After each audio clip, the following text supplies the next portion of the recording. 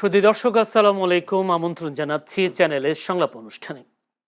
প্রধানমন্ত্রী তারেক রহমান পুলিশ বাহিনীকে সম্পূর্ণ জনবান্ধব এবং জনগণের আস্থাভাজন হিসেবে গড়ে তোলার দৃঢ় প্রত্যয় ব্যক্ত করেছেন। পুলিশ প্রশাসনকে দলীয় হাতিয়ার হিসেবে ব্যবহার না করে জনসেবায় সর্বোচ্চ আন্তরিকতা নিয়ে কাজ করার নির্দেশ দিয়েছেন। আর কোনো ফ্যাসিবাদী সরকারের হাতিয়ার না হতে পুলিশকে শপথ নেওয়ার আহ্বানও জানিয়েছেন প্রধানমন্ত্রী তারেক রহমান। আমার পুলিশ আমার দেশ, সবার আগে বাংলাদেশ, এই প্রতিবাদে পুলিশ সপ্তাহ 2026-এর উদ্বোধনী অনুষ্ঠানে তিনি এসব কথা বলেন। আজ পুলিশ সপ্তাহের দ্বিতীয় দিনে প্রধানমন্ত্রী বলেন, সরকার পুলিশ বাহিনীকে এমন রূপ দিতে চায় যা হবে সত্যিকারভাবে জনবান্ধব। দুর্নীতি সন্ত্রাসকে রাজনৈতিক পরিচয় নয়, বরং ব্যক্তি হিসেবে দেখার আহ্বানও জানান তিনি। যদিও এর আগে একটি গণমাধ্যমের রিপোর্টে উঠে আসে এবার 109 জন বিপিএম ও পিপিএম পদক পাচ্ছেন। অভিযোগ রয়েছে পদকপ্রাপ্তদের অনেকেই রাজনৈতিক যোগ্যতা, কানেকশন, তদবির করে নাম জুড়িয়েছেন পদকের তালিকায়। বিষয়টি যদি সত্য হয়ে থাকে তাহলে প্রশ্ন ওঠে, জনবান্ধব পুলিশ গড়ে তোলা কতটা সম্ভব? দর্শক, তাই আজকে আমরা আলোচনার বিষয় নির্ধারণ করেছি জনবান্ধব পুলিশ হয়ে ওঠা কতটা সম্ভব। আলোচনা হবে সমসাময়িক বিষয় নিয়েও আলোচনা করবার জন্য স্টুডিওতে উপস্থিত আছেন আমার বাইরে আছেন নীলুফার চৌধুরী মুনি, বিএনপি দলীয় সংসদ সদস্য। নীলুফার চৌধুরী মুনি, আপনাকে অসংখ্য ধন্যবাদ সময় দেওয়ার জন্য। ডানে আছেন ব্যারিস্টার আল মামুন রাসেল, আইনজীবী, Bangladesh supreme court. Barrister Al Mamun Rasel, আপনাকেও অসংখ্য ধন্যবাদ সময় দেওয়ার জন্য। দর্শক, পুরো অনুষ্ঠান জুড়ে আপনাদের সাথে আছি আমি জয়নুল আবেদিন। আলোচনায় ঢুকতে চাই জনবান্ধব পুলিশ হয়ে ওঠা কতটা সম্ভব এই বিষয়টা নিয়ে। একটু আল মামুন রাসেলের কাছে প্রথমে যেতে চাই। যদি আল মামুন রাসেল,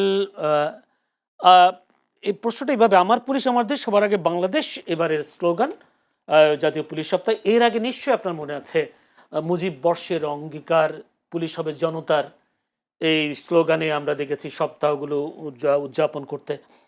আপনি কি মনে করেন, যদি প্রধানমন্ত্রী তারেক রহমানও বলেছেন জনবান্ধব পুলিশ গড়ে তোলবার একটা তিনি অঙ্গীকার ব্যক্ত করেছেন, এই জনবান্ধব পুলিশ গঠন করার ক্ষেত্রে সরকারের কতটুকু কাজ করতে হবে, বা পুলিশ প্রশাসনের কতটা স্বাধীনতা দেওয়া হবে, বা যদি বিরোধী দলের পক্ষ থেকেও কি ভূমিকা রাখা প্রয়োজন বলে মনে? জি, অসংখ্য ধন্যবাদ চমৎকার প্রয়াসে আমাকে যুক্ত করার জন্য। সাথে আমার সহ প্যানেলিস্ট মুনি আপাকে শুভেচ্ছা এবং যারা দর্শক আছে তাদেরকেও শুভেচ্ছা। প্রথম কথা হচ্ছে, পুলিশ আমরা 17-18 বছর বা পুলিশকে দেখলে আমরা এই যে পুলিশের, আপনি দেখেছেন যে পুলিশের পোশাক পরিবর্তন করা হয়েছে। কেন পোশাক পরিবর্তন করা হয়েছে? কারণ আমরা জুলাইয়ের যে আন্দোলন, সে আন্দোলনে এবং 17-18 বছর পুলিশের পোশাক দেখলে মানুষের একটা ভয় তৈরি হয়েছে। এজন্য আপনার পোশাকটা পরিবর্তন করা হয়েছে। কারণ যে পুলিশ, আমরা এমনও ভাষ্য দেখেছি যে পুলিশ বলেছে একটা গুলি করলে একটা মরে, আরেকটা মরে না। যে পুলিশের একজন কর্মকর্তা বলেছেন যে স্যার, একটা মানুষকে গুলি করতে কতটা গুলি করতে হয়। যে পুলিশ যে অতি উৎসাহী, শুধুমাত্র পোস্ট পদবি তার র্যাঙ্ক বাড়ানোর জন্য অতি উৎসাহ পুলিশ আমরা দেখেছি। সেই পুলিশ রাজসাক্ষী হয়েছে। আমরা রাজসাক্ষীর মাধ্যমে অনেক তথ্য, যে ভিতরে কি তথ্য ছিল সব তথ্য আমরা জানতে পেরেছি। এখন কথা হচ্ছে, এই পুলিশকে আপনি জনবান্ধব কিভাবে করবেন? পুলিশটা তৈরি হয়েছে কেন? আপনি জানেন সিপাহী বিদ্রোহের পরবর্তীতে, যখন সিপাহী বিপ্লব আমরা বলি, তারা বলে বিদ্রোহ, আমরা বলি বিপ্লব। সিপাহী বিপ্লবের পরবর্তীতে যখন ইংরেজরা দেখতে পেল যে এই ভারতীয় উপমহাদেশকে এটাকে কন্ট্রোল করা যাচ্ছে না, তখনই তারা এদেরকে আমাদেরকে দমানোর জন্য পুলিশ বাহিনী তৈরি করেছিল, যেটা আমরা পুলিশ অ্যাক্ট কি বলে 1800 মেবি 65 সামথিং, হ্যাঁ, পুলিশ অ্যাক্ট তৈরি করা হয়েছে। তার মানে হ্যাঁ, এই পুলিশ বাহিনী তৈরি করেছে হচ্ছে আমাদেরকে শাসন করার জন্য, আমাদেরকে দমানোর জন্য। সেই পুলিশ বাহিনী দমানোর জন্য তৈরি করা, শাসন করার জন্য তৈরি করা, সেই পুলিশ মানুষের মেন্টালিটি এখনো পর্যন্ত আগের মতোই আছে। এখন কথা হচ্ছে, এই পুলিশ বাহিনী এমন হয়ে যায় কেন? এটা একমাত্র হওয়ার মূল কারণ হচ্ছে, পুলিশকে আমরা ব্যবহার করি নিজের মতো করে, এবং পুলিশের নিয়োগগুলো এমনভাবে হয়, এবং এই পুলিশের যে প্রমোশনগুলো আপনি দেখেছেন, আমরা ডিবি হারুনের নাম দেখেছি, কিন্তু ঢাকা শহরে আপনি এমন অনেক হারুন তৈরি হয়েছে 5 আগস্টের পরে, যারা ডিবি হারুনের মতো আচরণ করছে। আমরা নাম বললাম, আমরা দেখতে পাই, অনেকে বলে যে সেকেন্ড ডিবি হারুন, এবং তার প্রমোশন হয়েছে, এখন রিসেন্টলি প্রমোশনও হয়েছে, আমরা শুনেছি। তার মানে কি, পুলিশরা অতি উৎসাহী হয়ে জানে পুলিশরা একটু লাইটে আসতে পারলে এবং কি নেতাদেরকে একটু দেখাইতে পারলে পুলিশের প্রমোশন হয়। মানে তো সেখানে সুতরাং সে পুলিশ 24-এর আগে যে পুলিশ, এখন যে 24 পরবর্তী পুলিশ তো চেঞ্জও হতে পারে, পরিবর্তন হতে পারে, সেক্ষেত্রে আপনার কি করা উচিত বলে মনে করেন? পুলিশের দেখেন, আমি আমি প্রথম কথা হচ্ছে একটা নিন্দা জানিয়ে রাখি আপনাকে। আপনি জানেন আমাদের এই পিলখানার পরবর্তীতে কিন্তু পোশাক পরিবর্তন, পোশাক সচরাচর সব দেশে পোশাকগুলো পরিবর্তন হয়, জনগণ ম্যাসাকার করে কোনো বাহিনী, পরবর্তীতে এই ম্যাসাকার বাহিনীর পোশাকটা দেখলে মানুষের মধ্যে একটা ভয় তৈরি হবে, একটা আতঙ্ক তৈরি হবে, এই জন্য পোশাকটা পরিবর্তন করা হয়। অন্তর্বর্তীকালীন সরকার এসে কিন্তু পুলিশের পোশাকটা পরিবর্তন করেছিল। প্রায় 3-4 লক্ষ পুলিশ কোটি কোটি টাকা খরচ করে পোশাক করেছে। আবার এই সরকার এসে আবার আগের জায়গায় পুলিশের পোশাকে নিয়ে যাচ্ছে। এমন কি হলো যে পুলিশকে আবার আগের পোশাকে নিয়ে যেতে হবে? এমন কি হলো? এই যে আমরা তো এই পরিবর্তনের রাজনীতি তো আমরা দেখেছি যে আমাদের আন্তর্জাতিক বিমানবন্দরের নাম ছিল যে আন্তর্জাতিক বিমানবন্দর, সেটা নাম 2000 কোটি টাকা খরচ করে সেটা নাম পরিবর্তন করা হয়েছে। আমরা দেখেছি কি বলে আপনার এই জিয়া রহমান সাহেবের বাড়ি ভেঙে নতুন করে বিল্ডিং তৈরি করা হয়েছে। মানে এগুলো তো আমরা সংস্কৃতি দেখেছি যে সময় পরিবর্তনে। কিন্তু এখন সেই সেম জিনিস যদি আমরা আবার করি, যে সময়ের পরিবর্তনে তার সবকিছু পরিবর্তন হয়ে যায়। এই পোশাকটা পরিবর্তন করেছে একটা বিপ্লবের পরে, একটা অভ্যুত্থানের পরে। এই অভ্যুত্থানের পোশাকটাকে আবার আগের জায়গায় তো অনেক প্রশ্ন আছে, পোশাকগুলো কেমন আপনার এই সেম পোশাকে অনেক পুলিশের নিজেও তো নারাজ আছে পোশাক পরতে। পুলিশ তো নারাজ থাকবেই। আমরা আশেপাশে পোশাক, যে পুলিশের যে পোশাকে রক্ত লেগে আছে, যে পোশাকে আমরা 1500 শিক্ষার্থীর রক্ত লেগে আছে, এই পোশাকটা পরে একটা পুলিশ, আমি অনেক পুলিশকে দেখেছি, পুলিশ বলছে এই পোশাক বলতে লজ্জা লাগে ভাই। আমাদের কোর্টে যখন আসে তখন আমাদেরকে বলে যে ভাই এই পোশাক পরতে লজ্জা লাগে, এই পোশাকে রক্ত লেগে আছে। তো সুতরাং এই না, নতুন পোশাকে লজ্জা লাগবে কি কেন? তাদের লজ্জা লাগবে, যাদের রক্ত লেগে আছে তাদের রক্তকে ওন করে, তাদের লজ্জা লাগবে। কারণ আপনি তো পুলিশ পরিবর্তন করতে পারেন, পুলিশ কয়জনকে আপনি শাস্তির আওতায় নিয়ে আসেন? যে এত বড় একটা ম্যাসাকার হয়েছে, কত মানে কি আপনি আশা দেখেন না জনবান্ধব পুলিশ তৈরি হবে? জনবান্ধব পুলিশ হওয়ার জন্য সবচেয়ে বড় মাধ্যম হচ্ছে আমরা পুলিশ নিয়োগ এবং প্রমোশনটা যদি রাজনীতি। আমরা দেখেছি এই যে এই নতুন সরকার আসার পরে আমরা থানায় মানুষ নিরাপত্তার জন্য যায়, বাইরে যদি কোনো মব তৈরি হয় মানুষ থানায় যায় কি নিরাপত্তা পাওয়ার জন্য। কিন্তু ঢাকা বিশ্ববিদ্যালয়ের নির্বাচিত সদস্যরা থানায় গিয়েছে জিডি করার জন্য। সেখানে যেভাবে মব তৈরি হয়েছে, থানা হামলা হয়েছে, গ্লাস ভাঙ্গা হয়েছে, মব তৈরি করা হয়েছে, সেখানে পরবর্তী একটা মামলাও নেওয়া হয়নি। তার মানে কি এই যে আগের মতো পুলিশের আচরণ, আপনি যদি সেদিন মামলা করতে পারতেন, সেদিন নিরাপত্তা দিতে পারতেন, সেদিন যদি একটা, কিন্তু পরবর্তী তারা বলছে তদন্ত করে তারা নাকি কিছুই পায়নি, অথচ সকল ভিডিওগ্রাফি সকল কিছু আছে। তার মানে পুলিশ তো আগের মতোই। কারণ আমি যদি এখন মামলা নিই তাহলে আমার এই প্রমোশন পাবে না সে। এই চিন্তা থেকে যদি বেড়ে না আসে তাহলে আপনি জনবান্ধব পুলিশ করতে পারবেন না, আপনি বরং সরকার বান্ধব পুলিশ করতে পারবেন, জনবান্ধব করতে পারবেন না। ধন্যবাদ জনাব নীলুফার চৌধুরী মনি। যেহেতু প্রধানমন্ত্রী নিজেই তিনি বলেছেন জনবান্ধব পুলিশ তৈরি করতে চান, অতীতে যারা ক্ষমতায় এসেছে তারাই পুলিশকে রাজনৈতিক কর্মী হিসেবে ব্যবহার করেছে, সেই অভিযোগ তো অবশ্যই আছে। সামনের দিনগুলোতে বিএনপি কি পারবে পুলিশগুলোকে জনবান্ধব করে গড়ে তোলবার জন্য? তিনি একটু আগে একটি ঘটনার কথা বলেছেন, শাহবাগ থানায় কোনো মামলাই নেওয়া হয়নি, শাহবাগ থানায় পুলিশের সামনে হামলা হয়েছে। তাহলে জনবান্ধব পুলিশ কিভাবে গড়ে উঠবে? ধন্যবাদ আপনাকে, যারা শুনছেন আমার সহ-আলোচককে শুভেচ্ছা। দেখেন, পুলিশ জনগণের বন্ধু, সেবক, এটাই কিন্তু স্লোগান ছিল অতীতে, কিন্তু আমরা সেটা দেখি নাই। এটা নো ডাউট, অনেক কথা রাসেল বলেছেন যে এটা অসত্য না। পুলিশকে আমরা যেভাবে দেখতে চাই আমরা যুগে যুগে সেভাবে পাই নাই। পুলিশের জন্ম পরিচয়টা যে কারণে যেভাবেই হোক না কেন, বাইরের কথাগুলো কিন্তু সুন্দর সুন্দর ছিল। জনগণের রক্ষক, জনগণের সেবক এবং জনবান্ধব, বিভিন্ন স্লোগানও তো আছে। হ্যাঁ, স্লোগান আছে। এবারও আছে, আমার পুলিশ আমার দেশ, সবার আগে বাংলাদেশ। এর আগে ছিল মুজিব বর্ষের অঙ্গীকার, পুলিশ হবে জনতার, জনতা তার হতে দেখলাম না আমরা। সেটা ছিল আপনার সেইখানে, কিন্তু প্রত্যেকটা জিনিসে একটা ক্লু থাকে। মুজিব বর্ষের অঙ্গীকার, পুলিশ হবে জনতার। তো এই মুজিব বর্ষেরও দিয়ে বলেছে, তার মানে কি একটা দলকে বুঝিয়ে দিয়েছে। মুজিব যদি সাধারণের সবার থাকতে দুঃখ ছিল না, মুজিবকে একটা দল অনেকটা ডাকাতি করে দখল করেছে। আমরা স্বাধীনতা বিএনপিকে নিয়ে করলো। আমি বলি আমরা চাই সাধারণের, এটা বিএনপি যে এটা বলেছে আমার পুলিশ আমার দেশ, সবার আগে বাংলাদেশ, সবার আগে বাংলাদেশটা তো বাংলাদেশে বিএনপির স্লোগান হতে পারে, কিন্তু বাংলাদেশটা তো সবার আগে, সবার। এটা কিন্তু ওইটা স্লোগান না।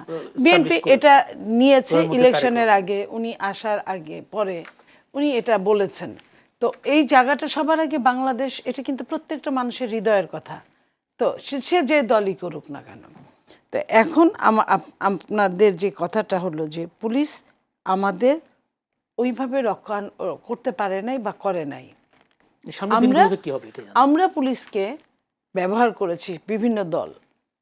তো বিভিন্ন দল ব্যবহার করলে সরকারি কর্মকর্তার সামনে কিছু নিয়ম নীতি থাকে। নিয়ম নীতিকে ভেঙে চুরে তোয়াক্কা না করে তারা কেন সরকারদের পকেটে উঠে সুবিধা নিল? এই সুবিধা নেওয়ার জন্য তারা কিন্তু একটা পানিশমেন্টের ভেতর দিয়ে গেছে জার্নিটা তারা মারা গেছে, তারা মেরেছে। এই জিনিসগুলো অভ্যুত্থানে অনেক কিছু হয় যেটার হয়তো ওইভাবে বিচার কখনো হয় না, কিন্তু ওই বিচার হওয়ার চেয়ে পোশাক পরিবর্তনের মধ্যে আপনার রং পরিবর্তন দিয়ে পুলিশের মেন্টালিটি চেঞ্জ করবেন তা কিন্তু হয় না।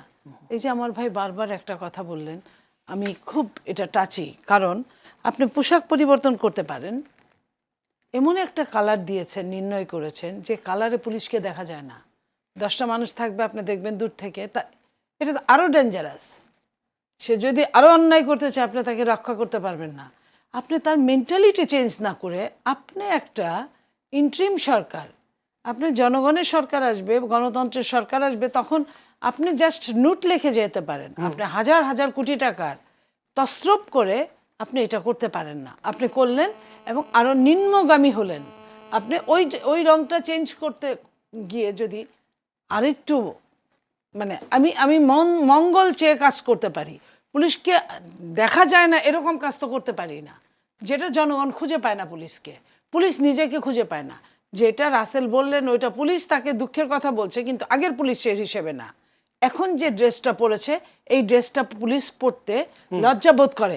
যার ভেতরে লজ্জাবোধ কাজ করে সে কিন্তু জনগণের জন্য ভালো কোনো কাজ করতে পারে না। এই কারণে কিন্তু পোশাকটার পরিবর্তনের একটা কথা এসেছে।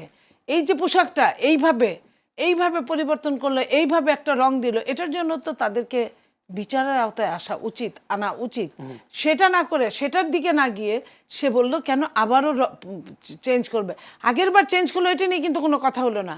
পুলিশের ভেতরটা চেঞ্জ না করে পুলিশের পোশাক চেঞ্জ করলে কি পুলিশ যথাযোগ্য কাজ করবে? পুলিশের ট্রমা, আপনার 2024-এর ট্রমাটা পুলিশের উপর দিয়েও তো গেছে, এটা আমরা অস্বীকার করতে পারি না। সেই ট্রমাটা নিয়ে কিন্তু কেউ কাজ করে নাই, যেটা আজকে মাননীয় প্রধানমন্ত্রী বললেন পুলিশ জনবান্ধব আমরা করতে চাই। কিন্তু আপা পুলিশের পোশাক যদি পরিবর্তনই করতে হয়, ওনার অভিযোগ যে জুলাইয়ের রক্তে লাগা পোশাকে কেন আবার ফিরতে হচ্ছে। আপনার রক্তে লাগার সঙ্গে আপনার পুলিশকে মানে কি একই আপনি কালারের। লাল দিলে চলবে বলেন তো? লালটা তো আর অ্যালাউ করার মতো না। আপনার কালো দিলে কি সেটা চলবে? র্যাব তো কালো ব্যবহার করে। সবুজ দিলে সেটা চলবে? গাছের নিচে গেলে তাকে দেখা যাবে না। হ্যাঁ, আপনাকে বুঝতে হবে কোন কালারটা দিবেন। আপনি অন্য খয়েরি, বেগুনি, আকাশি আপনি খেয়াল করেন, হয় না। তো যে রংটাই সে পরিচিত ছিল, আপনি তার হৃদয়টাকে চেঞ্জ করেন, আপনি তার মেন্টালিটি চেঞ্জ করেন, আপনি তার মাইন্ডসেট চেঞ্জ করেন। আপনি পোশাক যেদিন পোশাকটা চেঞ্জ করলো, আমরা কিন্তু অনেক কথা বলেছিলাম। ইন্টারিম সরকার তো আমাদেরও সরকার ছিল, বাট পুলিশের এই পোশাক নিয়ে আমরা অনেক কথা বলেছিলাম। সেই দিন কিন্তু তারা আমাদের কথা শুনে নাই। সেই দিন কিন্তু একটা দলের কথা মতো তারা 99% সামথিং তারা শুনেছে, এবং যত অন্যায় অপকর্ম ওই সরকার করেছে। এই একটা দল আপনি খুঁজে বের করেন, আপনি নিশ্চয়ই জানেন যে দল কোনো তাদের সমালোচনা দেখে না, টিকা আসে নাই, টিকা কেনা হয় নাই, সেটার কোনো সমালোচনা দেখে না, যে ইন্টারিম সরকার এটা খারাপ কাজ করেছে।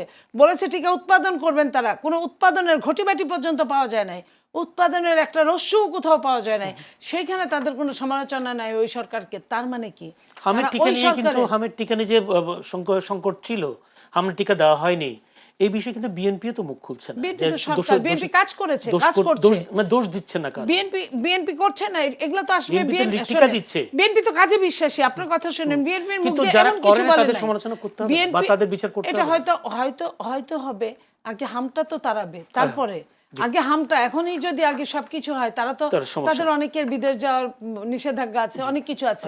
কিন্তু বিরোধী দল আপনি বলেন তো কয়দিন বলেছে যে টিকা কেন আনা হলো না? জি, একটু যেতে চাই পুলিশেতে। আমি একটু প্রশ্ন একটা করে রাখি যে আলমাম রাসেল, আসলে পুলিশকে কি ক্ষমতাসীনরা ব্যবহার করে, নাকি পুলিশ স্বার্থ সিদ্ধির জন্য নিজেরা ব্যবহার হয়? জি, আমি আপনার প্রশ্নটা আসি। আপার এইটা ধরে আলোচনাটা ধরে, নাহলে এটা গ্যাপ হয়ে যাবে। ছোট করে বলতে হবে, হ্যাঁ, বিরতি যাব। ছোট করে বলছি। আপা বললেন এই যে পুলিশের যে পোশাক, এই পোশাকে তারা নাকি লজ্জিত। নতুন পোশাক আমাদের পোশাকটা অন্তর্বর্তীকালীন সরকার যে পোশাকটা করেছে এটা আয়রন গ্রে। আপনি জানেন আপা কয়দিন আগে চীন থেকে ঘুরে আসছে, চীনের রাষ্ট্রীয় সফরে গিয়েছেন। আচ্ছা, তাদের পোশাক কি? Iron grey. যুক্তরাষ্ট্রে আমরা কথা বলি, সে যুক্তরাষ্ট্রের পোশাক আয়রন গ্রে, এই যে গ্রেটা পরে। জার্মানের মানে শক্তিশালী রাষ্ট্র আমরা বলি, যেখানে পড়াশোনা করতে আমাদের ছাত্রদেরকে পাঠাই, সে জার্মানের পোশাক আয়রন গ্রে। তাহলে এই পোশাকে আমাদের পুলিশ লজ্জা পাবে কেন? মেন্টালিটি, মানসিকতার কারণে। কারণ এই পোশাকটা এর আগে হয়তো আনসারদের ছিল, তাদের কথা হচ্ছে আনসারের পোশাকে আমরা কেন এখন পরবো? এই যে মেন্টালিটি, এই যে ক্লাস তৈরি করা, যে এই বৈষম্য তৈরি করা, যে তাদের পোশাকে একসময় দারোয়ানের পোশাকটা এটা ছিল, এটা কেন আমরা পোশাক পরবো? কিন্তু আমাদের পুলিশের চিন্তা করা দরকার, এই পোশাকটা উন্নত বিশ্বের বড় বড় রাষ্ট্রগুলোর আছে এই পোশাক। আপা বলল, এই আপনি প্রশ্ন করলেন যে তাহলে আগের পোশাকে কেন সবুজ পোশাকে আপনি ফেরত গেল, আপনি তো ভিন্ন পোশাক করতে পারতেন। আপা বললো অন্য কোনো পোশাক। আপনি অন্য পোশাক নেই কেন? আপনি আপনার এই কি বলে আপনার, আমি আপনাকে ধরে ধরে বলি, খাকি পোশাক বড় বড় রাষ্ট্রে খাকি কালার আছে, সবুজ কালারের পোশাক আছে, তাহলে আপনি ভিন্ন কালার যেতে পারতেন না? কিন্তু আপনি তো সেটা জান নাই, আপনি গিয়েছেন আবার আগে যে রক্তের পোশাক, রক্ত লাগিয়ে আছে সেই পোশাকে আপনি চলে গেলেন। ভাই পোশাক এটা ইম্পর্টেন্ট। আপনি যখন একটা আপনি যখন যেমন আমরা আবেগে কাজ করেন অনেক সময়, যে এই পোশাকটা দেখবেন অনেকে আছে একটা পোশাক পরে না, যেমন যারা শেখ মুজিবুর রহমানকে পছন্দ করে তারা বলে যে আমরা পাঞ্জাবি, কাটা পাঞ্জাবি পরবো না। কেন? কারণ শেখ মুজিবুরকে এখানে গুলি করে এই পাঞ্জাবি পরা অবস্থায় তাকে গুলি করা হয়েছে, এই পাঞ্জাবি তাদের দেখলে চোখের পানি চলে আসে। তার মানে পোশাক একটা ইম্পর্টেন্ট একটা বিষয়। তার মানে আপনি যে এই যে পোশাকটা আপনি লজ্জাবোধ, আপনি এই আপা বললেন যে এই অন্তর্বর্তী সরকার কেন পোশাক পরিবর্তন করলো? অন্তর্বর্তী সরকার শুধু নির্বাচন আয়োজন করার কাজ ছিল না, অন্তর্বর্তীকালীন সরকারের কাজ ছিল তিনটা। অন্তর্বর্তীকালীন সরকারের কাজ ছিল সংস্কার করা, অন্তর্বর্তীকালীন কাজ ছিল হচ্ছে নির্বাচন করা, অন্তর্বর্তী সরকারের কাজ ছিল হচ্ছে এই যে কি বলে আপনার এই কি বলে বিচার করা। তিনটা কাজ ছিল, তাদের একটা কাজ ছিল না। তো সুতরাং যে পুলিশ হত্যা করেছে তাদের গরম গরম এই পুলিশের পোশাক পরিবর্তন স্বাভাবিক। ইতিহাস আপনি বিভিন্ন দেশের দিকে তাকান, জার্মানে হত্যাযজ্ঞ পরে জার্মানেও পোশাক পরিবর্তন হয়েছে, বিভিন্ন দেশে পোশাক পরিবর্তন হলে। সংস্কারের বিষয়টা যদি আসি, বুঝিনি অন্তর্বর্তী সরকার কি সংস্কার করতে পেরেছে? অন্তর্বর্তীকালীন সরকার তো আলোচনা করেছে, আপনাদের সাথে আলোচনা, সব দলের সাথে আলোচনা করেছে। আলোচনা করার পর সবাই যে স্বাক্ষর করেছে, স্বাক্ষর করে আবার সবার আগে ওইটা বলিনি, সংস্কারের কথা বললো যে সংস্কার সবার আগে স্বাক্ষর তো আজকে সরকারি দলে করেছে, সবার আগে বাংলাদেশ সবার আগে স্বাক্ষর করে এখন তো আবার সংসদে আমরা শুনতে পাচ্ছি শুধু নির্বাচন দিবে না, এই জন্য ওনারা স্বাক্ষর করেছেন, কারণ ওনারা জানে যদি স্বাক্ষর না করেন তাহলে নির্বাচনটা সহজে হবে না। এই যে একটা প্রতারণার এক্সাম্পল ক্রিয়েট করেছেন, এটা মানে অ্যাডমিটেড মানে প্রতারণার যে এক্সাম্পল, কনফেশনাল স্টেটমেন্ট, এটা তো আমরা সরকারি দল পক্ষ থেকে ছোট্ট করে যদি এবার বলে আমরা পুরো পয়েন্টে, পুলিশকে ক্ষমতাসীনরা ব্যবহার করে না নাকি পুলিশ স্বার্থ সিদ্ধির জন্য আসলে ব্যবহৃত হয়, কোনটা আসলে? দেখেন পুলিশ তো হচ্ছে, এর আগে আমরা শুনতাম সবসময় বলতো যে পুলিশ লীগ বলতো। কেন বলতো? কারণ ছাত্রলীগ যে কাজটা করতো, যুবলীগ যে কাজটা করতো, সেম কাজটা এই কি বলে পুলিশ লীগ করতো। এদের লাইসেন্স ছিল না, এদের লাইসেন্স ছিল। এরা হচ্ছে লাইসেন্সহীন, এরা হচ্ছে লাইসেন্স প্রাপ্ত। কারণ আপনি যখন এই পুলিশকে ক্ষমতাসীনটা এমনভাবেই পুলিশকে নিয়োগ দেয়, ভেরিফিকেশন এমনভাবে করে, তার দলীয় কর্মী, তার দাদা চাচা সব কিছু খেয়াল করে তারপরে পুলিশকে নিয়োগ দেওয়া হতো। এভাবে নিয়োগ করে এরপরে আমরা দেখি যে পুলিশের প্রমোশনটা কিছুর উপর নির্ভর করে। আপনি যেখানে যে যত বেশি আকাম করতে পারবে তাকে তত বেশি প্রমোশন দেওয়া হয়, যে যত বেশি আপনার এই যেমন আপনি দেখেছেন এর আগে আমরা দেখেছি যে জয়নুল আবদিন ফারুক সাহেব এমপি বর্তমানে, ওনাকে যেভাবে হামলা করেছে সবার সামনে, মিডিয়ার সামনে হামলা করার কারণে কি হয়েছে? প্রদীপ এবং কি আমরা দেখেছি তাদের প্রমোশন হয়েছে। তার মানে ক্ষমতাসীনরা তাদেরকে ব্যবহার করে এবং তারাও মনে করে ক্ষমতাসীনদের মাধ্যমে যদি তাদেরকে তেলামি করা যায়, তাদেরকে সুযোগ সুবিধা দেওয়া যায়, তাহলে আমরা খুব সহজে আমাদের প্রমোশনটা হবে, তাহলে খুব সহজে ভালো থাকতে। তাহলে আলমামুর রাসেল আমরা কি জনবান্ধব পুলিশ পাবো না? আমি আশাবাদী মানুষ। আমি মনে করি আমরা যদি এই যে মানে স্লোগানের আলোকে সবার আগে বাংলাদেশ যদি চিন্তা করেন, যদি আমি মনে করি বর্তমান প্রধানমন্ত্রীর অনেক কার্যক্রম আমার খুব ভালো লাগছে, ওনার যে অ্যাপ্রোচ, চলাফেরা, ওনার যে বিহেভ, এটা আমি প্রশংসনীয়। এখন শুধু যদি উনি এই যেভাবে উনি মেন্টালিটিতে যে প্রত্যেকটা মন্ত্রণালয় মন্ত্রীদের মধ্যে বা এমপিদের মধ্যে যে এই মেন্টালিটিটা গ্রো করে, যে সবার আগে বাংলাদেশ, সবার আগে জাতীয় এই কি দল নয়, সবার আগে বাংলাদেশ, এটাকে যদি ওন করা যায় তাহলে পুলিশকে জনবন্ধ করার কোনো ব্যাপার না। ব্যাপার না। নীলুফার চৌধুরী মনি বিএনপি দলীয় সংসদ সদস্য, আপনাকে একটু যে জিনিস মানে একটা রিপোর্ট হয়েছে দেশ রূপান্তরে সম্ভবত, সেটি হচ্ছে যদি বলি 8 মে, সেখানে বলা হচ্ছে পুলিশদের ঊর্ধ্বতন কর্মকর্তাদের অনেকের একটা মানে কি বলে অসন্তোষ আছে। সেখানে বলা হচ্ছে যে 109 জন এবার বিপিএম পিপিএম পদক পেয়েছেন, কিন্তু সেখানে তাদের অভিযোগ ছিল যে অযোগ্যতা, অর্থাৎ রাজনৈতিক যোগ্যতা বিবেচনায়, কানেকশন বিবেচনায়, তদবিরের বিবেচনায় তারা অনেকের যোগ্যতা থাকা সত্ত্বেও সেই পদক থেকে বঞ্চিত হয়েছেন। যদি তাই হয় তাহলে পুলিশকে জনবান্ধব করে গড়ে তোলা কি সম্ভব? দেখেন, পুরস্কার তো বোধহয় ক্যান্সেল হয়ে গেছে, ওটা তো আর হয় নাই। পুরস্কারটা তো এবার দেওয়া হচ্ছে না। এটা সবচেয়ে দুঃখজনক যে পুরস্কারটাই দেওয়া হচ্ছে না, এই প্রথম বোধহয়। তো নিশ্চয়ই প্রধানমন্ত্রীর কাছে বিষয়টা গিয়েছে, এবং এটা তো একটা ভালো দিক, যদিও এটা দুঃখজনক, কিন্তু এটার দিকটা তো ভালো যে তাহলে কেউই পেল না। এই এই তেলবাজদের জন্য যারা পরিশ্রমী, যারা সৎ, তারা বঞ্চিত হলো। এটা কিন্তু নতুন না। আপনাকে বুঝতে হবে যে একটা সরকারের বয়স যখন 2.5 মাস 3 মাসও পুরো হয়নি, সেই সরকারটা অনেক রকম সমস্যার মধ্যে দিয়ে তাকে যেতে হচ্ছে শুরুতেই, প্রথম দিন থেকেই। তো সরকার তো চেষ্টা করেছে তার মতো করে, এমন না যে অন্যায়ভাবে পুরস্কৃত করেছে, অন্যায়ভাবে নিজের দলের সঙ্গে সম্পৃক্ত ছিল বিধায় তাকে দিয়েছে। তো সেইখানে আমরা মনে করি যে যেহেতু মাননীয় প্রধানমন্ত্রীর হাতে পড়েছে জিনিসটা, আগামীতে হয়তোবা উনি অবশ্যই ভালোভাবে চেষ্টা করবেন যে যারা যোগ্য তারাই যেন এই পুরস্কারের দক্ষতা ভিত্তিতে পদোন্নতি, নিয়োগ বাতিল এগুলো হবে। অসংখ্য ধন্যবাদ সেটার জন্য। কিন্তু স্বরাষ্ট্রমন্ত্রী একটি আজকে একই অনুষ্ঠানে তিনি বলেছেন প্রচলিত আইন দিয়ে মব পুরোপুরি মোকাবেলা সম্ভব হচ্ছে না, এ লক্ষ্যে আইন সংশোধন বা নতুন করে আইন করার প্রয়োজন হতে পারে। অথচ তিনি যখন দায়িত্ব গ্রহণ করেন স্বরাষ্ট্রমন্ত্রী, তখন তিনি বলেছিলেন মব সংস্কৃতি বাংলাদেশ থেকে 0 টলারেন্স করা বা অর্থাৎ শূন্য করে নিয়ে আসা হবে, কিন্তু তখন কি তিনি এই আইনের কথা বুঝেননি বিষয়? আমি আপনাকে বলি, উনি বলেছিলেন, উনি ওই জায়গাতেই আছেন এখনো, যে মবকে একদম 0 টলারেন্স আনবে। এখন আবারও বলছি, সরকারটা 2.5 মাস 3 মাসের, তো সেইখানে সরকার যখন দেখলো যে যদি প্রচলিত আইনে তাকে অ্যারেস্ট করা হয়, অনেক দিন লেন্দি হয়ে যায় ব্যাপারগুলা, এবং মবটা যেভাবে চলমান চলছে, সেইখানে লেন্দি বিচারের দিকে মানুষের নজর কম থাকে, এবং লেন্দি বিচার হলে হয় কি আপনার অনেক ফাঁক ফোকরের ভেতর দিয়ে চলে যায়। দেখা গেল যে আজকে যে ঘটনাটা ঘটলো, তাকে অ্যারেস্ট করলো, তার পানিশমেন্টের জন্য সব কিছু যাচ্ছে, যেই দিন নাগাদ তার পানিশমেন্ট হবে তার আগে সরকার চেঞ্জ হয়ে গেছে। সরকার চেঞ্জ হলে আবার কি করে, আরেক সরকার আসলে ওই সরকারের যে কোনো সমস্যা আরেক পরের সরকার এসে তাকে সুবিধা দেয়। এটা অনেকটা আপনার থোক বরাদ্দের মতো সুবিধা হয়ে যায়। হ্যাঁ, তো এইটা তো তার জন্য ভালো হয়ে যায়। আপনি খেয়াল করে দেখেন, যখন যে সরকার আসে সেই সরকারের ফ্যাসিলিটিস ভুগিরা পরের সরকারের ফ্যাসিলিটি থেকে বঞ্চিত হতে পারে, কিন্তু সেই সরকারের তার সরকারের লোকের সঙ্গে, নিজস্ব লোকের সঙ্গে তার দ্বন্দ্ব থাকতে পারে, সে বঞ্চিত হতে পারে। ওই বঞ্চিত মানুষটাই পরের বার কিন্তু বলে না যে আমার দল, আমি সাপোর্ট করতাম তাদের সঙ্গে, আমার আভ্যন্তরীণ কোন দলে বঞ্চিত হয়েছি, তারা বলতো যে আমি ওই দলকে লালন করি না, ধারণ করি না বলেই আমি বঞ্চিত হয়েছি। এবং পরের সরকারের লোকরাও পরিমরি করে তাকে একটা ভালো জায়গায় বসায় যে মুই কি হনুরে, এরকম একটা অবস্থা করে। যে কারণে আমরা মনে করি যে এইখানে আইনের কিছুটা সংশোধনী আনলে, যে কিছু কিছু মামলা, যেমন আপনার মনে পড়ে যে এসিডের মামলায় সংশোধনী আনা হয়েছিল, এসিডের মামলায় এই সাথে সাথে মৃত্যুদণ্ড দিবে বা এই এত বছরের জেল হয়ে যাবে।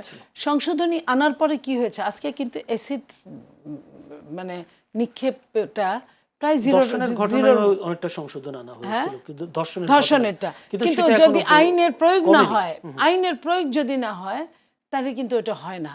তো এই যে সরকারের যে জিনিসগুলো, যে মব, ধর্ষণ, এগুলো যদি আইনটাকে সংশোধনী আনে আইন আছে নাকি প্রয়োগ হয় না, কোনটা আসলে? আইনের যদি যেটা যথাসম্ভব প্রয়োগ হতো, যথাসম্ভব প্রয়োগ না হওয়ার মতো সুযোগ আছে। ওই যে বলে না, পকেটের সংখ্যা যত বাড়ে পকেট মারের সংখ্যাও তত বাড়ে। এই যে লেন্দি করার, এই লেন্দি প্রসেসে অনেক কিছু আপনার অনেক রকম হয়ে যায়। সেটা যদি কিছু কিছু মামলা আছে, যেমন আপনার রেপ, যেমন আপনার মব, এগুলোকে যদি একটা টাইম দেওয়া হয় যে 60 দিনের মধ্যে এই মামলাগুলো শেষ করা হবে, তখন কিছুটা কমে তখন কিছুটা কমে আসবে। তখন আপনার এই কারণে সরকার বলেছে এইখানে কিছু সংশোধনী আনতে হবে, আমি জিরো একটু টলারেন্স অ্যাডভোকেট যেহেতু আইনজীবী আছেন, আর মোহাম্মদ রাসেল আপনি কি মনে করেন আসলে এখন যে প্রচলিত যে আইন আছে এই আইনে কি মব সংস্কৃতি বন্ধ করা সম্ভব, নাকি সংশোধন আসলে দরকার, দেখেন, নাকি এখানে সদিচ্ছার বিষয় আছে, নাকি সরকার ইচ্ছা করলে যে কোনো মব বন্ধ করতে পারে বা প্রশাসনকে দিয়ে চাপিয়ে আইনি প্রয়োগ করে বন্ধ করা যায়? মব বন্ধ করতে হলে কিছু প্রয়োজন নেই। মব বন্ধ করতে হলে আপনাকে সরকারি দলীয় চিন্তার ঊর্ধ্বে উঠতে হবে, আর কিচ্ছু না। আপনি দেখেন কুষ্টিয়া যে মবটা হয়েছে, ওখানকার এমপি কিন্তু বিএনপির এমপি ছিল।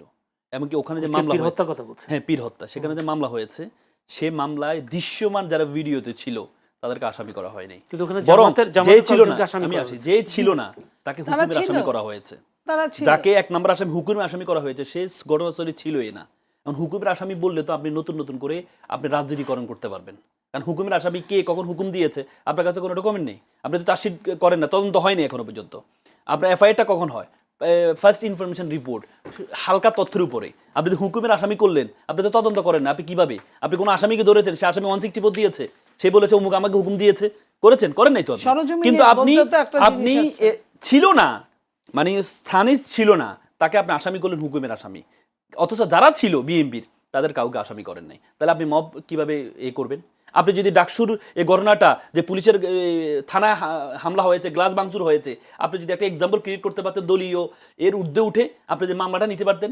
আপনি যখন এই চট্টগ্রামে বড় অস্ত্র হাতে সব মিডিয়া, যে প্রথম আলো সব মিডিয়াতে আসে, অস্ত্র হাতে যে ছাত্রদলের এই অন্য একটা কলেজের সভাপতি, আপনি যদি তাকে যে আইনের আওতা নিয়ে আসতেন, যে একটা এক্সাম্পল ক্রিয়েট করতে পারতেন। বেগম জিয়া করেছিল, বেগম জিয়ার মতো হ্যাডাম আমি এখন কাউকে পাই না। বেগম জিয়া সেটা করেছিল। বেগম জিয়া যখন কন্ট্রোল করতে পারছিল না, ছাত্রদল যুব দলকে কন্ট্রোল করতে পারছিল না, তখনই উনি র্যাব তৈরি করেছিলেন 2004 সালে। সে র্যাব তৈরি করে অনেকগুলো ক্রস ফায়ারও হয়েছে তখন।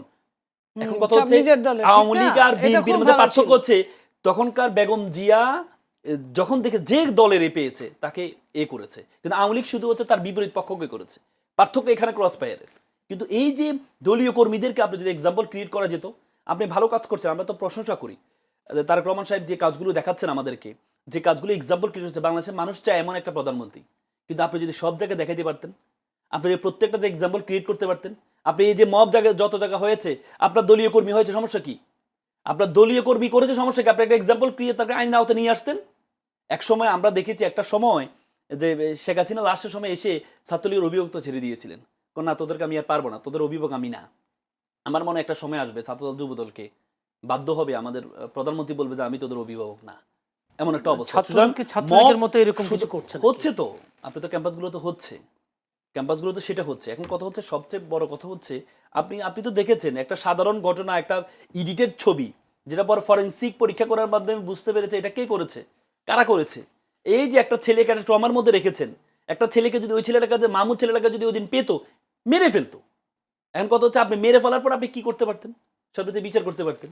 কিন্তু একটা ছেলেকে তো মেরে ফেলতেন আপনি। এই ছেলেটা আশ্রয় নিয়েছে থানায়, সেখানে গিয়ে আপনি হামলা করেছেন, কিন্তু পরবর্তীতে প্রমাণ হয়েছে এই ছেলের সাথে কোনো সম্পর্কিততা ছিল না। তো তাহলে এই যে মবগুলো আপনি তৈরি করে দিচ্ছেন, থানার ভিতরে মব তৈরি করে দিচ্ছেন, এগুলো তো এক্সাম্পল ক্রিয়েট করতে হবে। যদি এক্সাম্পল ক্রিয়েট করে না করে, তাহলে তো এরা সুযোগ পাবে, এরা মনে করবে না কিছুই হবে না, আমাদের তো অভিযোগ আছে, উনি আমাদেরকে ঠেকাবে। তো সুতরাং মব আপনাকে যদি শেষ করতে হয়, আপনাকে অবশ্যই আপনার নিজের দলীয় কর্মীদেরকে এক্সাম্পল ক্রিয়েট করে শাস্তির আওতা নিয়ে এসে, যে দল হোক, জামাতের হোক, আপনি শাস্তির আওতা নিয়ে আসেন। অপরাধ করবে, শাস্তির আওতা নিয়ে আসেন। কিন্তু আপনি যখন এক পাক্ষিক করবেন, আর পাক্ষিক করবেন না, তখন এগুলো হচ্ছে যারা মব তৈরি করছে, যারা অপরাধ করছে, তারা উৎসাহ উদ্দীপনা পায় এগুলোর জন্য। ধন্যবাদ, অসংখ্য ধন্যবাদ। যদি নীলোফার চৌধুরী মনিব, মব ভায়োলেন্স বন্ধ করার জন্য যদি নতুন আইন করা হয় বা আইন সংশোধন করা হয়, কিন্তু বিভিন্ন জায়গায় যে চাঁদাবাজি হচ্ছে, চাঁদাবাজি বন্ধ কি কোনো আইন সংশোধন করতে হবে, নাকি চাঁদাবাজি এই প্রচলিত আইনে চাঁদাবাজি বন্ধ করা যাবে? এটা সরকার ভালো বুঝবে। তবে এতক্ষণ যে কথাগুলো বললো, বিশ্ববিদ্যালয়ের কথা যে কথাগুলো হলো, এর চেয়ে নৃশংস জঘন্যতর তো কিছু হতে পারে না। একটা দল গোপনভাবে, গুপ্তভাবে তারা হলে থাকবে, ইউনিভার্সিটিতে থাকবে, তারা কাউকে ঢুকতে দিবে, কাউকে ঢুকতে দিবে না। অথচ যে দলটা প্রকাশ্য, তারা কিন্তু তাদের, আপনার মনে আছে যে ওই উমামা বলেছিল ইলেকশনের সময় যে আমরা লাস্ট 10টা শিবিরের 10টা কমিটির নাম জানতে চাই, তারা কিন্তু দেয় নাই আজ পর্যন্ত। তারা গোপনে থাকবে, তারা নাম দিবে না, অথচ অন্যরা ইউনিভার্সিটিতে হলে উঠতে পারবে না, ক্লাস করতে পারবে না, আর তারা বলবে এইসব বাজে কথা। র্যাব নিয়ে যে কথা বললো, আমি ধিক্কার জানাই তাদেরকে যারা র্যাব বানানোর জন্য দেশনেত্রী বেগম খালেদা জিয়াকে ব্যবহার করেছিল। দেশনেত্রী বেগম খালেদা জিয়া কী বলেছিলেন, মন থেকে বলেছিলেন অপরাধী যেই হোক সে শাস্তি পাবে। আপনার মনে আছে যে এই সময়টা ছিল 2001-এর সময়, 96 থেকে 2001 পর্যন্ত আওয়ামী লীগ যা কী করেছিল, সারা বাংলাদেশে ছাত্রদল যুবদলের নেতাদের নামে মামলা করেছিল, এবং র্যাব গিয়ে কি করেছিল সমস্ত বাংলাদেশে গিয়ে আপনার 5 বছরের লোকাল পত্রিকাগুলো নিয়েছে। তো 5 বছরের লোকাল পত্রিকা আওয়ামী লীগ বিএনপির লোকদেরকে দৌড়ের উপরে রাখবে, এটাই স্বাভাবিক, এবং সেটা ধরে ধরে ক্রস ফায়ার করেছে। প্রথম যে ক্রস ফায়ারটা ফায়ার করেছে সেটা উত্তরায়, যে ভাইকে ধরতে গেছে, ভাইকে না পায় তার ছোট ভাইকে, ইন্টারমিডিয়েট পরে একটা ছেলেকে হত্যা করেছিল। তো এই যে নোংরামিটা কারা করেছিল দেশনেত্রী বেগম খালেদা জিয়ার, আজকে এত বড় বড় কথা বলে এত সুন্দর সুন্দর, উনি ভালো ছিলেন, উনার না নারীর রাজনীতি চান না, পছন্দ করেন না, কিন্তু দেশনেত্রী বেগম খালেদা জিয়া খুব ভালো মানুষ ছিলেন, এটা বলতে তারা স্বাচ্ছন্দ্য বোধ করেন। তাদের খালেদা জিয়ার ছায়ার নিচে থাকতে, তাদের কোনো আঁচলের নিচে থাকতে তাদের কোনো খারাপ লাগে না। তখন উনারা কি বলেছিলেন, তখন এইটা করেছিলেন। আমি আপনাকে একটা কথা বলি, গোলাম আজম সাহেবের ছেলে তখন আপনার টাঙ্গাইল আপনার ক্যান্টনমেন্টে ছিলেন, সেই ক্যান্টনমেন্টে, ওটা জামালপুরের আওতায় পড়ে আমার এলাকার, আমার এক আত্মীয়কে অ্যারেস্ট করেছিল রাতে রোজার মধ্যে। সে বাজারে আসছিল বেগুন কিনতে, ভর্তা খাবে সেহেরিতে, তাকে ধরে নিয়ে 3 দিন চোখ বন্ধ করে তার 2 বন্ধুকে 3 বন্ধুকে ধরে নিয়ে 3 দিন ইচ্ছা মতন পিটিয়েছে, আর বলেছে তোকে বিএনপি করতে কে বলেছে। অফিসাররা চোখ বন্ধ, তাদের চোখ বন্ধ, তারা তো কে মারছে জানে না, তোকে কে বলেছে বিএনপি করতে, তুই বিএনপি করিস কেন, তুই শিবির করতে পারিস না, জামাত করতে পারিস না, তুই জাতীয় পার্টি করতে পারিস না, তোদেরকে বিএনপি আওয়ামী লীগকে করতে বলেছে। এই যে দেখেন এই জায়গাটা, ক্ষমতায় কে, দেশনেত্রী বেগম খালেদা জিয়া, বিএনপি, মার খালো কে, ছাত্র দলের ছেলেটা। আর বলল কি, তারা কি বলল, উনি তখন জিওসি ছিলেন ওইখানের, কি বলল তারা বলল যে তোদেরকে, তোরা এটা করতে পারিস না, তাহলে তো তোরা মার খেতি না। তাদের ওই মুহূর্তে, ওই মোমেন্টে তাদের কোনো মামলাও ছিল না, তাদের কোনো দোষও ছিল না, তাদেরকে পাইছে, রাস্তায় পাইছে, তাদের মার দেওয়া দরকার, লোক খুঁজে মার দেওয়া দরকার, না কোনো নাম ছিল না। আমি ওই ছেলেগুলো সেই দিনই মারা যেত যদি আমার হাজবেন্ডের বন্ধু একজন অন্য একটা সেক্টরের জিওসি ছিলেন। যখন তাকে বলা হলো যে আমার আত্মীয় এরা কিন্তু তাদেরকে একটু বাঁচাও, অন্তত 3 দিন মারার পরে এখন পর্যন্ত শীত গ্রীষ্ম বর্ষায় ওইখানের একজনকে যে বেশি পিটানো হয়েছিল ইস্পাত দিয়ে, সেই মানুষটার হুঁশ থাকে না, বিভিন্ন রকম অসুখে সে জর্জরিত। তো এই যে কাজগুলো করেছে এরা কারা, এরা দেশনেত্রী বেগম খালেদা জিয়া যখন বুঝতে পেরেছিলেন তখন ওইখান থেকে উনি সরে এসেছিলেন। উনি মনে করেছিলেন অন্যায় যে করবে সবার জন্য সমান। যখন দেখলো যে এখানে তো ভুল ইনফরমেশন যাচ্ছে, এই জায়গাটা তো ভুল হয়ে গেছে আমার, ততদিনে কিন্তু প্রায় 40-50 হাজার ছাত্র দল যুব দলের সারা বাংলাদেশে তারা 5 বছরের আপনার লোকাল পত্রিকাগুলো নিয়েছে। লোকাল পত্রিকা যার যার নামে মামলা কখন ছিল, কিভাবে ছিল, তাদের উপরে এইভাবে পানিশমেন্ট শুরু করেছিল। তাহলে আপনি বলেন যে আমরা বাহ্যিক দেখতে আমরা খারাপ, কিন্তু ভেতরে যে খারাপ মানুষগুলা তারা কি পরিমাণ নৃশংস খারাপ হতে পারে আপনি বলেন। তাহলে কি বেগম জিয়ার সিদ্ধান্তটি কি ভুল ছিল তখন? বেগম জিয়াকে ভুলের দিকে নিয়ে গেছে। বেগম জিয়া তো একজন মানুষ, সে তো ফেরেশতা না। তাকে ভুল বোঝানোর জন্য 5টা পুরুষ মানুষ যখন একটা কথা বলে একজন নেতাকে, উনি তো মানে একজন লিডার এবং Patriot leader, not only leader. তো সে মনে করেছিল যে এটা করলে বোধহয় এটা ঠিক হবে, কিন্তু যখন উনি বুঝলেন যে ব্লাফটা এইভাবে দেওয়া হয়েছে তার নিজের দল একেবারে কুইট হয়ে যাবে, সেই তখন আপনার বন্ধ করলো। কিন্তু ততদিনে যা হবার তো হয়ে গেছে, ক্ষতিগ্রস্ত হয়ে গেছে। একটু যাই আলমামুর রাসেল, আপনি বলছেন যে আসলে পুলিশ কাজ করে না। আমি দেখলাম যদি কুষ্টিয়ার মিরপুরে থানা পুলিশের হাতে রবিউল ইসলাম নামে আটক এক মাদক কারবারিকে ছাড়াতে গিয়ে বিপাকে পড়েছেন বিএনপি ও জামায়াতের 5 সমর্থক।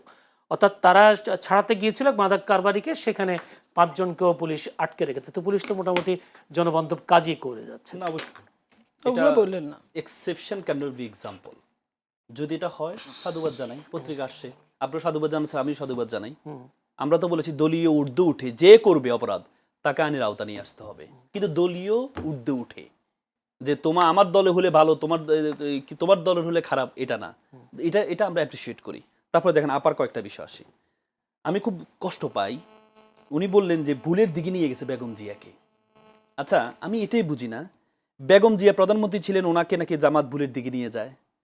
ওই দিন শুনলাম তারেক রহমান সাহেব নাকি হাঁ ক্যাম্পেইন করতো না, ওনাকে নাকি গুপ্তরা নাকি ভুলের দিকে বলেছেন, প্ররোচিত করেছেন যে আপনি হাঁ ক্যাম্পেইন করেন, ওনাকে নাকি ভুলে।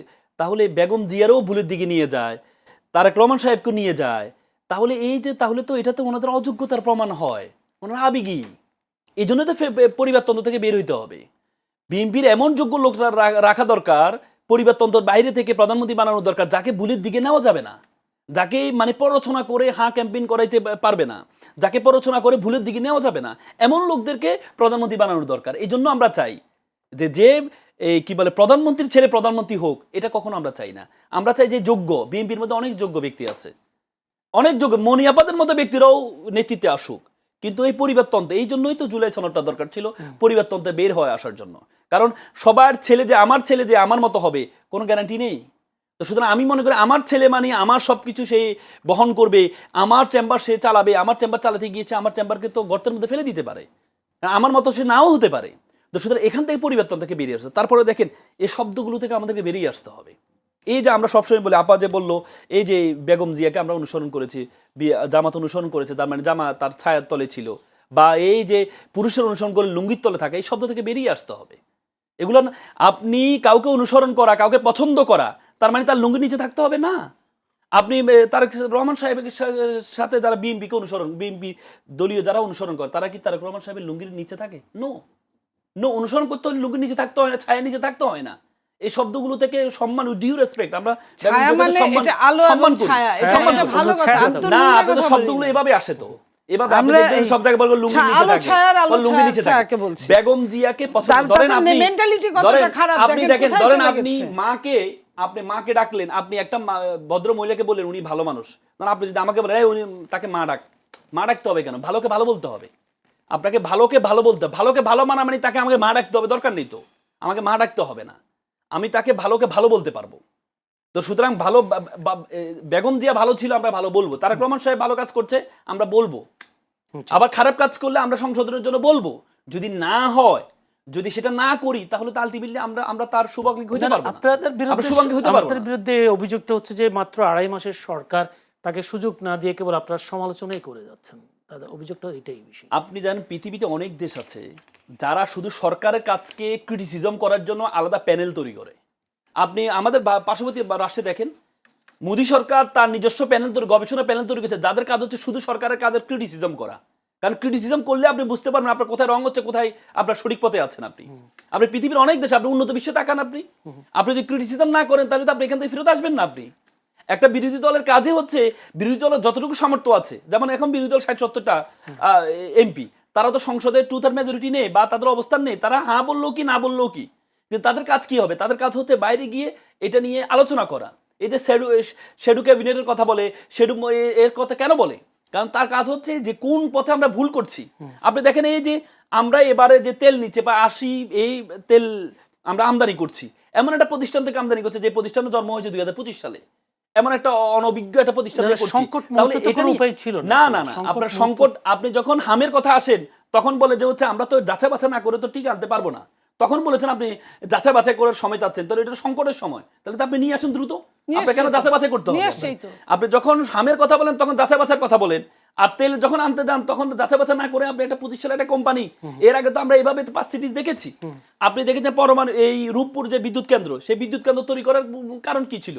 বিদ্যুতের ইউনিট কমানো, 5 টাকার মধ্যে যেন পার ইউনিট আসে। আপনি জানেন এখন যে পরিমাণ দুর্নীতি হয়েছে, আওয়ামী লীগ সরকার করেছে, আমি বর্তমান সরকারের কথা বলবো, আওয়ামী লীগ সরকার যে পরিমাণ দুর্নীতি করেছে, এখন এই অবস্থায় যদি আমরা এই বিদ্যুৎ পাই, বিদ্যুতের পার ইউনিট পড়বে 12 টাকা। তার মানে তো তাহলে এই যে দুর্নীতি করার কারণে এগুলো হচ্ছে, তো এগুলো যদি আপনি না বলেন, এগুলো তো পরিবর্তন হবে না। আপনি যদি বলেন না বিরোধী দল কাজ হচ্ছে শুধু বলে ইয়ে সুদূর, তাহলে তো সে দামি বিরোধী দলে হবে। আপনি দেখেন, আমি আপনাকে পুলিশের কথা বললেন না, আমি শুধু আপনাকে একটা দেখাই। এই আপনি বললেন যে এই আপনাকে শুধু আমি জাস্ট হচ্ছে একটা এই আজকের দেখাই। বেগম জিয়া, আপনি একটু আমি শেষ করেছি। বেগম জিয়া 2018 সালে একটা দিয়েছিলেন যে এই পুলিশকে চিনে রাখুন, ওনার পেজ থেকে। শিবলিন ওমান, এই পুলিশকে রাখুন ওনার থেকে, সে শিবলিন ওমান যে এতগুলা ক্রস ফায়ার এতগুলো মানুষকে করেছে, সেই শিবলি নুরমানকে এই সরকার এসে পদোন্নতি দিয়েছে। জি, একটু যেতে চাই রমির, যদি বলি আপা, মনি আপা, এখন যে বিষয়টা সবচেয়ে বেশি এখন খুব বেদনাদায়ক, যে বিষয়টা 400-রও বেশি শিশু হামে মারা গেছে এবং আক্রান্ত প্রায় 50,000-এরও বেশি, এবং প্রতিদিন হাসপাতালে ভিড়, অভিভাবকদের আতঙ্ক, উদ্বেগ, উৎকণ্ঠা। আসলে এই যে আমি দুটো প্রশ্ন করি, একটা প্রশ্ন হচ্ছে যে যারা এই টিকাদান ক্যাম্পেইনে যারা অবহেলা করেছে তাদের বিরুদ্ধে না বিরোধী দল না সরকার কোনো ধরনের কথা বলছে না, এক। দ্বিতীয় কথা হচ্ছে আরেকটা, যেটা ইউনিসেফ বলছে, টিকা দেওয়ার পর 2 থেকে 3 সপ্তাহের মধ্যে কার্যকারিতা পাওয়া যায়, কিন্তু সেক্ষেত্রে আরো মৃত্যুর হার বেড়ে যাচ্ছে। কারণটা কি?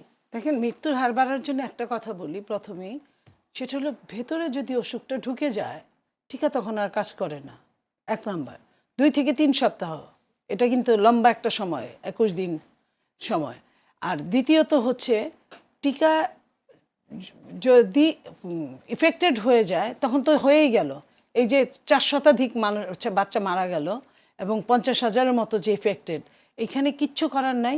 বিএনপি যে কাজটা করেছে সেটা অন্য কোনো সরকার হলে পারত কিনা আমি জানি না, কারণ কোনো টিকা যেখানে ছিল না, এবং আপনি জানেন সরকারি প্রসেসিংয়ে বেশ দেরি হয় যে কোনো কাজ প্রসেসিং করতে, সেই প্রসেসিং ব্যতি রেখে। তথ্যটা সঠিক কিনা? হ্যাঁ, সেপ্টেম্বরে একটা মানে একটা চ্যানেল আসছে এরকম একটা তথ্য আমাদের কোনো কাছে। টিকায় আসা সেপ্টেম্বরে। হয় নাই। আমার সাথে স্বাস্থ্যের ডিজির সাথে কথা হয়েছে, ছিল না। কোনো টিকায় আনা হয় নাই 21-এর পরে থেকে, 21-এর পর থেকে। এইটার জন্য ফ্যাসিস্ট সরকারও যতটা দায়ী, এবং এইটার জন্য 18 মাসের সরকারও তার চেয়ে বেশি কম না দায়ী, সেম দায়ী বা বেশি দায়ী। আমার কথা হচ্ছে ভোট নিয়ে 1 মিনিটে লক্ষ লক্ষ টাকা খরচ হয় যে সংসদে, গণভোট নিয়ে যত আলোচনা হয়েছে। আপনার টিকা কিন্তু মারা, এই সরকার দায়িত্ব নেওয়ার 1 সপ্তাহ থেকে এই টিকায় মারা যাওয়া শুরু হয়েছে, 2-3 মাস যাবত। সেটা নিয়ে কিন্তু আলোচনা বিরোধী দল করে না, এটা বিরোধী দলের কাজ। সরকারের কাজ করা, বিরোধী দলের কাজ হলো তুলে ধরা, হ্যাঁ, সমালোচনা করা। সমালোচনা করলে না সরকার আরো তড়িৎ যাবে। বিরোধী দল এগুলা নিয়ে কোনো কাজ করে না। নট অনলি জলাতঙ্ক রোগের টিকাও নাই, আনা হয় নাই। তো আপনার সরকার চেষ্টা করেছে, করোনার কিছু টাকা এখানে ছিল, ওইখানে সেটা নিয়েছে, আমাকে ডিজি মহোদয় যা বলেছেন, এবং বাকি ইউনিসেফের কাছ থেকে বাকি নিয়েছে। ইউনিসেফ জানতো, ইউনিসেফ স্মরণ করিয়ে দিয়েছে গত সরকারকে যে আপনার টিকা দেওয়া হয়নি। শুধু টিকা দেয় না এটা বড় কথা না, তার চেয়েও বড় কথা টিকার যে প্রজেক্টগুলো ছিল, প্রজেক্টগুলোর লোকদের বেতন পর্যন্ত দেওয়া হয় নাই, অফিসের বেতন দেওয়া হয় নাই, তারা আন্দোলনে পর্যন্ত নেমেছিল। যখন একজন মানুষ কাজ করে বেতন পায় না তখন কি করে? সে অন্য জায়গায় চাকরি খোঁজা শুরু করে। তার দ্বারা তো সম্ভব না তার সংসার পালার জন্য, তো তারা চলেও গেছে অনেকেই। এখন আপনার আসেন যে এটার ক্ষতিপূরণ, এটার ক্ষতিপূরণ কি হতে পারে আপনি বলেন?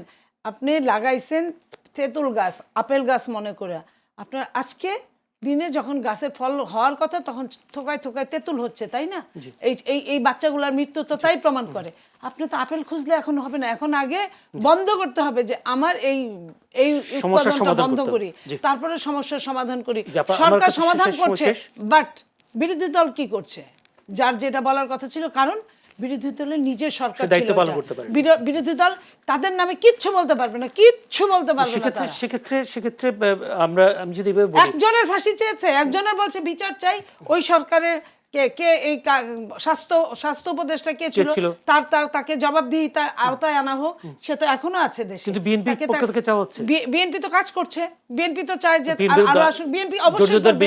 আমি আবারও বলছি, অনেকে বিদেশ যাওয়া বন্ধ হয়ে গেছে, অনেকের বিএনপি করবে হয়তো আস্তে ধীরে। যেটা বেশি দরকার সেটা জ্বালানি সংকট মোকাবেলার সময় আমরা দেখেছি বিরোধী দল সহ সরকারের একটা কমিটি গঠন করার পর থেকে সংকটটা সমাধান হয়ে গেছে। হামটা কি বিএনপি এখন একাই কারো হাতে নাই, মানে একাই করবে সমস্যার সমাধান, নাকি বিরোধী দলকে সাথে নেবে? ভিতরে যদি আপনার রোগ ছড়ে যায়, এটা তো আর বিএনপি এমন না, এটা একমাত্র সৃষ্টিকর্তা ছাড়া সেকেন্ড গড বলা হয় ডাক্তারদের আওতার মধ্যেও নাই, কারণ অনেক চেষ্টা করছে আমরা দেখছি। তো কে বাঁচাবে? এগুলা বাঁচানোর জন্য আল্লাহর রহমত ছাড়া আর কোন রকম কায়দা নাই। মানে সরকার একাই মোকাবেলা করবে বিষয়টা না, সরকার বিরোধী দল না আসলে সরকার কি করবে? সরকার কি বিরোধী দলকে বাধ্য করতে পারে? অসংখ্য ধন্যবাদ। আমার কাছে সময় নেই মামুনুর রাসেল, 30 সেকেন্ড। 30 সেকেন্ড, জি 30 সেকেন্ড। প্রথমত হচ্ছে, আমি সবসময় বলেছি যে স্বাস্থ্য উপদেষ্টা, সে স্বাস্থ্য উপদেষ্টার ব্যাকগার্ড ছিল, তাকে স্বাস্থ্য উপদেষ্টা বানানো হয়েছে, 3বার ডিজি পরিবর্তন করা হয়েছে, এদেরকে শাস্তির আওতা আনা হোক।